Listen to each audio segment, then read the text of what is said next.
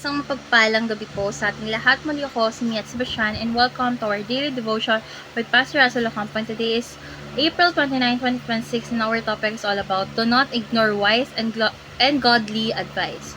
So our scripture for today is all about 1 Kings chapter 12, specifically verse 1 to 3, NIV version. So Rehoboam went to Shechem, for all Israel had gone there to make him king. When Jeroboam, son of Nebat, heard this, he returned from Egypt. So they sent for Jeroboam, and he and the whole assembly of Israel went to Rehoboam and said to him. So, sa pagkakataong ito, si Rehoboam ay magiging hari. So, the people approached him with a request, ang mabigat na pamumuno ng kanyang ama na si Solomon. Binigyan siya ng pagkakataon na makinig, mag-isip at pumili ng tamang direksyon. So, he first consulted the elders and they gave wise, humble advice, serve the people. Pero mas pinili niyang sundin ang advice ng kanyang peers, harsh, proud, and self-centered. At doon nagsimula ang pagkakahati ng kaharian. This shows us a powerful truth. Ignoring wise counsel can lead to serious consequences, not just for you, but for many others. So let's go on to our teaching. First is a good leader listens to the sentiments of the governed. So hindi sapat ang authority lang. Kailangan din ng sensitivity. So a leader must understand the needs and struggles of the people. So listening builds trust and unity. So a good leader seek counsel before making decisions. So wise leaders do not rely on themselves alone. They seek guidance, wait perspective, and take time before deciding.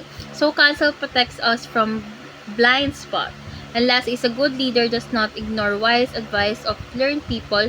So hindi lahat ng advice ay equal. Some are based on experience, wisdom, and truth.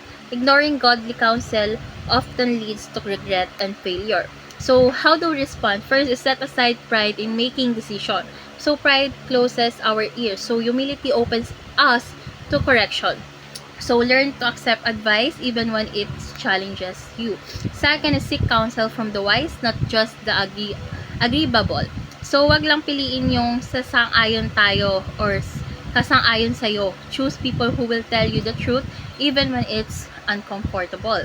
Second is serve as a servant leader following Jesus' model. So true leadership is not about control, it's about service. So lead with humility, compassion, and a heart to serve others. So why it is wise to seek counsel from those who disagree with you or with us? Because disagreements reveals blind spot. When we only listen to people who agree with us, we limit our perspective. Wise counsel, even if uncomfortable, can correct us, guide us, and protect us from making wrong decisions. So growth often comes through honest feedback. So let's pray. Lord God, give us humble hearts that are willing to listen and learn. Help us to seek wise and godly counsel in every decision we make. Remove pride from us and teach us to walk in wisdom. May we lead and live in a way that honors you. In Jesus' name we pray. Amen.